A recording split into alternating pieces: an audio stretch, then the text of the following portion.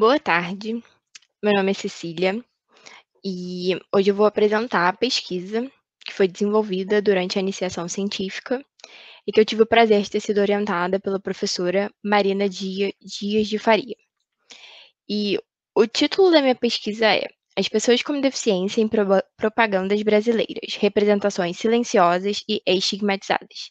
E aí objetivo pessoal meu é que se cada um que estiver assistindo esse vídeo puder mudar um pouco o seu olhar em relação a esse tema, em relação às pessoas com deficiência, eu vou ficar muito feliz, porque foi exatamente isso que aconteceu comigo durante o processo de pesquisa. Um pouquinho da introdução, né, que se deu à pesquisa, e é interessante pontuar que diversos aspectos mostram a relação entre a cultura e a sociedade, e como uma influencia e é influenciada pela outra. Isso fica muito evidente nos textos culturais. O que são os textos culturais? São novelas, músicas, filmes e também publicidade e propaganda, que é o foco dado nessa pesquisa. Entretanto, muitas dessas representações em textos culturais são de grupos socialmente excluídos e muitas vezes essas representações são estigmatizadas. E nesse caso, nós temos as representações de pessoas com deficiência. E como uma consequência dessas representações estigmatizadas, é contribuir para uma manutenção dessas relações já existentes entre a cultura e a sociedade. Então, você tem um ciclo vicioso. Um pouquinho agora, né, dos objetivos da pesquisa. Objetivo principal: discutir as representações e estereótipos das pessoas com deficiência em propaganda brasileiras nos anos de 2009 a 2019, e objetivos intermediários que me auxiliaram a atingir o objetivo principal. Primeiro, levantar as principais categorias de produto e serviço que têm pessoas com deficiência representadas em campanhas publicitárias brasileiras. E segundo, compreender os tipos de deficiência na quais pessoas com deficiência são representadas em campanhas publicitárias brasileiras. Um pouquinho da revisão de literatura. Primeiro, o papel dos textos culturais na construção e representação de estigmas e estereótipos. A literatura me mostrou que o ser humano é influenciado por diversas simbologias o tempo inteiro, e que a mídia tem uma função muito importante nisso, tanto pela sua atuação quanto pela sua abrangência. E que, além disso, existe uma falta de tempo para a gente entender o que está sendo transmitido pela mídia. Isso tem como uma consequência uma replicação daquilo que foi vinculado, muitas vezes sem essa reflexão, sem essa maturação do conteúdo. Além disso, a sociedade acaba por contribuir e intensificar essas relações de dominação, e é preciso entender a real motivação dessas representações que possuem o ciclo vicioso que eu pontuei na introdução. Segundo, compreender os estigmas e estereótipos imputados às pessoas com deficiência. E aí a literatura me mostrou que o estigma é quando uma característica compreendida de forma depreciativa e que é preciso um significado, um contexto para que ocorra essa relação de significados, e esse contexto é sempre o social. Além disso, o estigma pode, muitas vezes, é internalizado pelas pessoas com deficiência, e como consequência disso, nós temos uma maior dependência em relação à família e uma menor tomada de decisão em relação a escolhas cotidianas. Por fim, pessoas com deficiência como consumidores. Literatura me mostrou que as pessoas com deficiência não são consideradas como um público consumidor por inúmeras empresas, e como consequência e causa também, elas são pouco representadas em cenas e em situações como tomadores de decisão de compra em peças narrativas. E além disso, as pessoas com deficiência encontram inúmeras adversidades no momento de consumo, né? No momento de praticarem o ato de consumir. E é muito contraditório, pois pessoas com deficiência representam uma parcela relevante da população brasileira. Um pouco da metodologia. Eu coletei textos culturais, mais especificadamente propagandas, que foram extraídas da plataforma YouTube. Utilizei duas palavras-chave, né? Propaganda e pessoas com deficiência, na ferramenta online Google. E o Google me reportou para vídeos do YouTube, como também para alguns outros sites que falavam sobre marketing e sobre a temática das pessoas com deficiência. Por fim, como resultado, eu coletei 22 textos culturais e dividi eles em 6 categorias de análise para facilitar a compreensão e o estudo. Primeira categoria de análise: panorama geral das representações de pessoas com deficiência nas publicidades e propagandas. E eu queria pontuar que das 22 peças publicitárias, apenas 2 têm origem no setor público. E eu achei um número relevante, porque um dos princípios que rege a administração pública é o princípio da igualdade, né? Pessoas precisam ter direitos, deveres, obrigações e oportunidades iguais.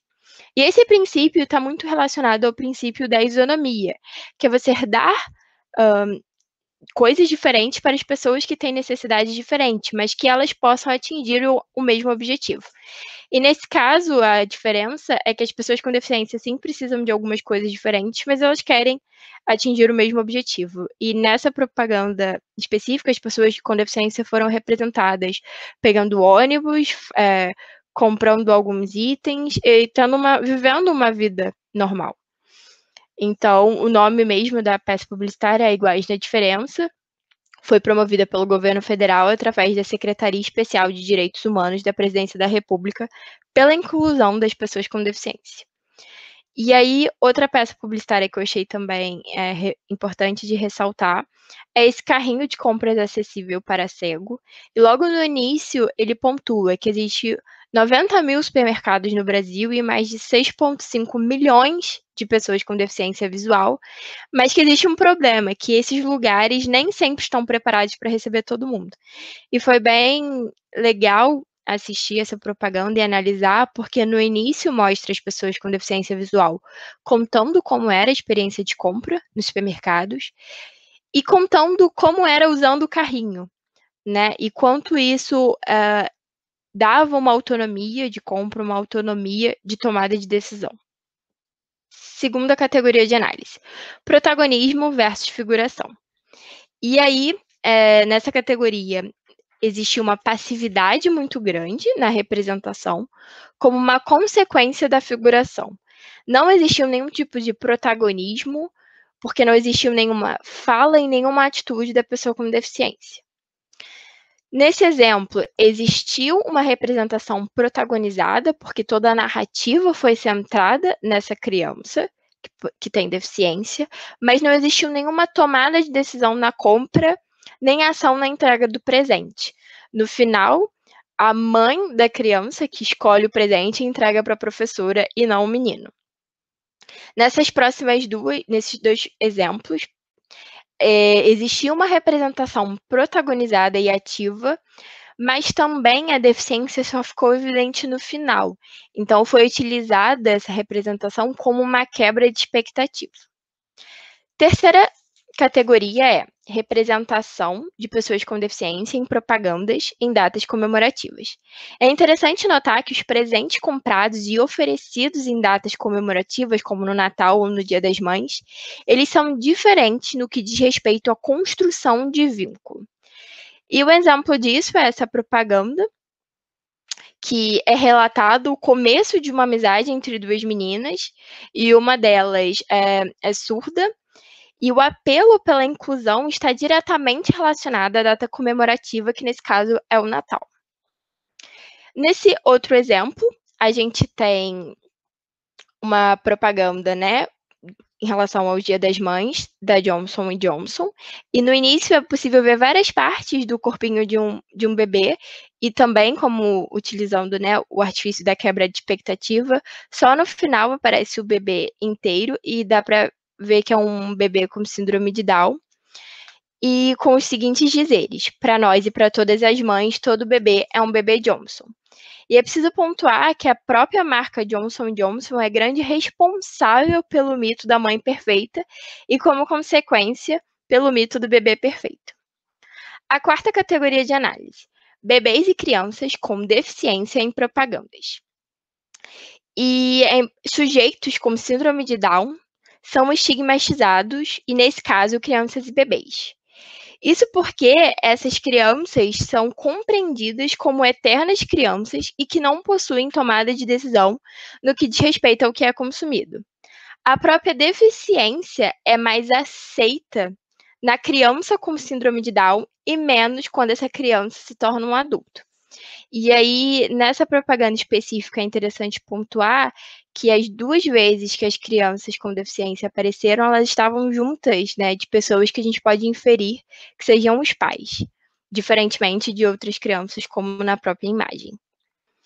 E aí, essa outra propaganda, existia um apelo, né, para caridade, diferentemente da primeira, essa já tem uma conexão, uma ligação direta com o público consumidor, porque a gente está falando de pomadas para crianças e bebês, mas como eu disse, tem um apelo para caridade.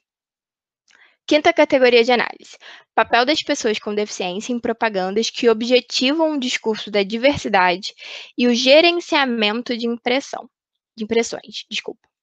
E foi possível constatar, na análise dessas propagandas, que a representação das pessoas com deficiência tem um objetivo de disseminar essa ideia de diversidade, representatividade e de inclusão, como nesse caso. E nesse caso em específico, já tem um enfoque com um público feminino, né, falando sobre como as mulheres são mulheres, hashtag, né, sou mais que um rótulo. E nesse caso específico, é uma publicidade que falava de mulheres de todos os tipos, inclusive de pessoas de uma mulher com deficiência. Sexta categoria: representação de pessoas com deficiência como super-herói ou com superpoderes.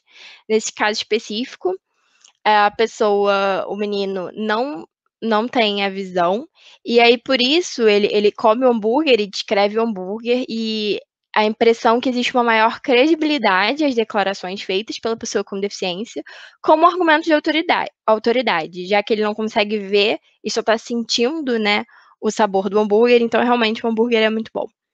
E no final existe uma frase dita por ele que acaba por contribuir para a manutenção dessas representações estigmatizadas. Coloquei aqui entre aspas, das coisas que eu falo que eu só acredito vendo. Acaba também existindo um tom de piada nessa sentença. E aí, essa propaganda que tinha como objetivo divulgar as Paralimpíadas, né, que aconteceram aqui no Rio em 2016. E aí, no início, né, falando, às vezes tudo que você precisa para mudar de opinião é olhar mais de perto. E aí, pessoas estavam indo para lugares para treinar, para se exercitar. E aí, no início, né, você tem o Luciano Dantas. E depois, como se a identidade dele fosse revelada, né? Ele não é só o Luciano Dantas, ele é o Luciano Montanha Dantas, porque ele é um atleta paralímpico. E nesse caso, nessa propaganda, existiu um teste cego que foi feito por atletas paralímpicos, nesse caso a Terezinha aceitou participar, e consistia em utilizar o produto, né? Ela não ia saber a marca dos produtos, ela é deficiente visual, e ela daria notas para aqueles tênis, e com o objetivo também, né, de ter um argumento de autoridade, e como nos exemplos anteriores. Conclusão: a representação de pessoas com deficiência ainda é insatisfatória e reforça alguns estigmas, como o da passividade. Além disso, as principais categorias são vestuário, produtos de higiene, cosméticos e telefonia, e os tipos de deficiência são visual, motora, fala auditiva e física. E um ponto interessante é que das 22, 10 publicidades a síndrome de Down foi retratada, e uma contribuição teórica da pesquisa é que representações de pessoas com deficiência em propagandas parece contribuir para a manutenção de estigmas e estereótipos. E aí, falando um pouco, né, fazendo um link com a conclusão, o que é preciso entender e o que precisa ser modificado são essas representações, porque elas não podem ser estigmatizadas, para que elas não continuem por contribuir com essas relações entre a cultura e sociedade, e a gente possa realmente não ter esse ciclo vicioso. É isso, gente. Obrigada.